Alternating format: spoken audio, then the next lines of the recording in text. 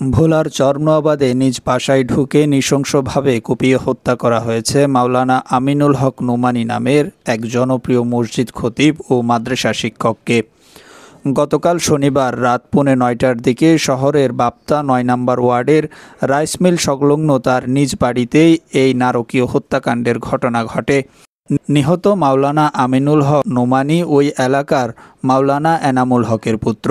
তিনি ভোলা সদর উপজেলা জামে মসজিদের খতিব এবং ঐতিহ্যবাহী ভোলা দারুল হাদিস কামিল মাদ্রাসার মুহাদ্দিস হিসেবে কর্মরত ছিলেন। ঘটনার পরপরই স্থানীয়রা তাকে গুরুতর আহত অবস্থায় উদ্ধার করে ভোলা সদর হাসপাতালে নিয়ে গেলে রাত 9:30টার দিকে কর্তব্যরত চিকিৎসক তাকে মৃত ঘোষণা করেন।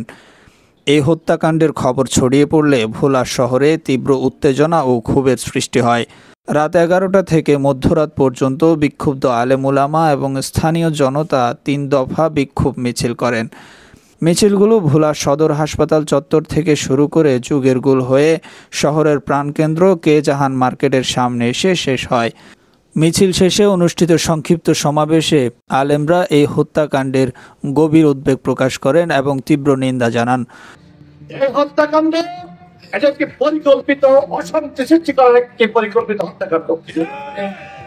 সমাবেশ থেকে স্থানীয় প্রশাসনকে হুঁশিয়ারি দিয়ে বলা হয়, আগামী 24 ঘন্টার মধ্যে হত্যাকাণ্ডে জড়িতদের গ্রেপ্তার করে আইনের আওতায় আনতে হবে, অন্যথায় আরও কঠোর ও বৃহত্তর আন্দোলনের ডাক দেওয়া হবে বলে জানান তারা।